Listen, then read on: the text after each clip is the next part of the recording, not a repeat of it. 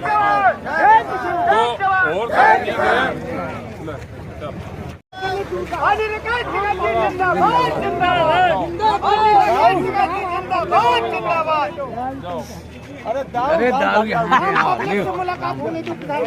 किसान यूनियन के राष्ट्रीय प्रवक्ता राकेश टिकैत पहुंचे हमीरपुर। किसान यूनियन के बीमार हुए जिलाध्यक्ष निरंजन राजपूत से मिल जाना उनकी सेहत का हालचाल।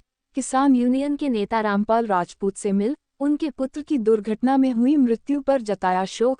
किसानों को संबोधित कर मौजूदा सरकार पर साधा निशाना, तो वहीं स्वामी प्रसाद मौर्य पर रामचरितमानस को लेकर की टिप्पणी।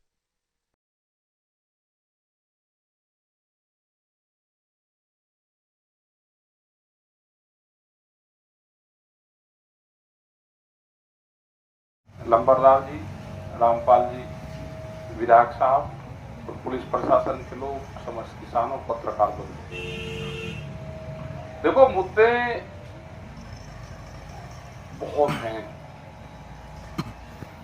दिल्ली में आपने 13 महीने आंदोलन चलाया,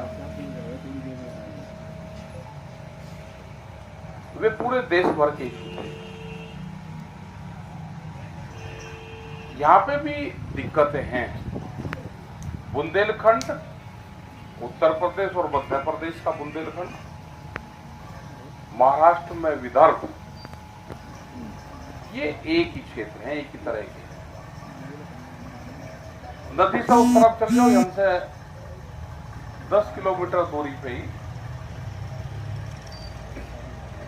कुछ ठीक सा माहौल है। यहाँ पर आते बिल्कुल खत्म हो गया। मतलब 10 किलोमीटर में कितना बड़ा चेंजिंग है। आप अपने गांव में संगठन बनाओ, लड़ाइयां जैसे पहले लड़ते थे उसी तरह की लड़ाइयां लड़नी पड़ेगी।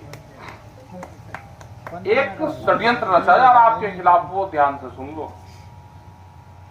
षड्यंत्र ये है कि आप इस जमीन से नफरत करनी शुरू कर दो। आप इस जमीन को खाली ये समझते हो कि जमीन है, इसमें फसल पैदा नहीं होती, और सरकार ये चाह रही कि किसान जमीन से नफरत शुरू कर दे। जिस भी किसान की जमीन जा रही है, कोई भी व्यापारी जमीन खरीद रहा, वो खेती के लिए जमीन नहीं खरीद रहा, ये ध्यान कर लेना। या किसी व्यापारी ने जमीन खरीद कर खेती करी, आपसे जमीन खरीदते हैं कि खेती नहीं होती और आप उसमें खेती करते नहीं, तो ज्यादा बड़ा मकड़ जाल है। ये कर लो कि हमको जमीन तो बेचनी नहीं भाई,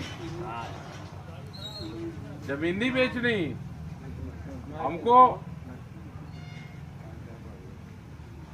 कैसे जिंदा रहना है, इसे जमीन को एक तरफ रहने तो हम कैसे जिंदा रहना, और उसके लिए संघर्ष करना है। जैसे पूरे बिहार को खत्म करा कि बिहार के लोग पूरे देश में मजदूर बना दिए, लेबर बना दी, उनकी जमीन तो आपसे बढ़िया थी, वहां खेती बढ़िया होती थी, लेकिन वहां भाव नहीं था। मंडी बिहार में 17 साल पहले खत्म कर दी। तो इनकी तो बड़ी साजिश पहले से चल रही कि मंडियों को खत्म करो, इनको दाम ना दो। तभी समझ में आई कि जमीनों के रेट महंगे और उसमें पैदा होने वाली फसलों के रेट सस्ते। जमीन रात को सौदा कर लो, रात को ही ग्राहक मिल जाएगा, और फसल दिन में लेकर बैठ जाओ, फसल दिन में नहीं बिकती। संगठन बना लो भाई, आने वाली पीढ़ी के लिए बना लो, जो आपकी पीढ़ी आएगी दूसरी तीसरी, उसके लिए हमको आंदोलन करना पड़ेगा। आंदोलन बहुत टाइट होंगे, दो ही रास्ते बचेंगे अब। एक रास्ता सरकार की तरफ जाएगा कि उनकी तरफ आप चले जाओ, वहां पर मुकदमे दर्ज नहीं होने के, थाली का खाने का मिल जाएगा। एक रास्ता संघर्ष की तरफ जाता है, उसमें अड़चने आएंगी। दो ही रास्ते, दो ही विचारधारा देश में बचेगी। हमने आंदोलन का सुन लिया, कुछ लोगों ने, हमारे ही कुछ लोगों ने सरकार का चुन लिया,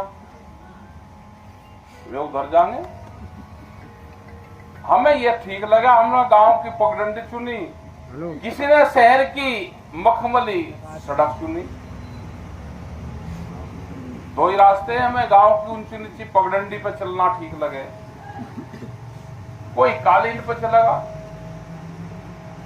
वे कालीन वाले तो थोड़े दिन चलेंगे, जैसे फूल है,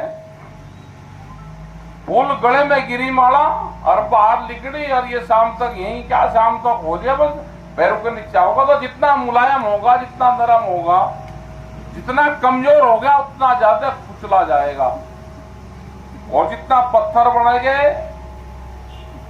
हार्ड बनोगे, टाइट बनोगे तो उसको पूजा जाएगा।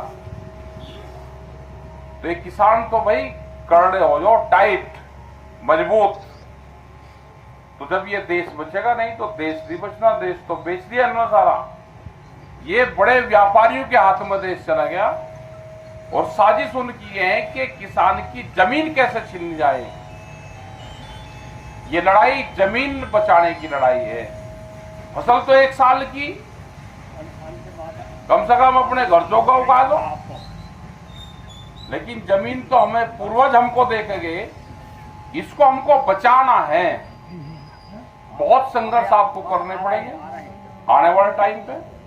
उसके लिए आप तैयार हो, संगठन बनाओ, जैसे आपने पहले भी यहाँ पे आंदोलन किए। महीने में 2 महीने में एक प्रोग्राम चलाओ कि उनके घरों पर जाएंगे, उनको हम सम्मानित करेंगे। एक परंपरा डाल लो, वे जेलों में गए हैं तो उनको दे दो, जिनका काम रहा उनको लिखित में प्रमाण पत्र उनको दो, तो उनके घर में रखा रहेगा। और तो हमारे पास में कुछ देने का है नहीं, लेकिन आंदोलन रहता रहेगा तो ये जमीन आपकी बच जाएगी।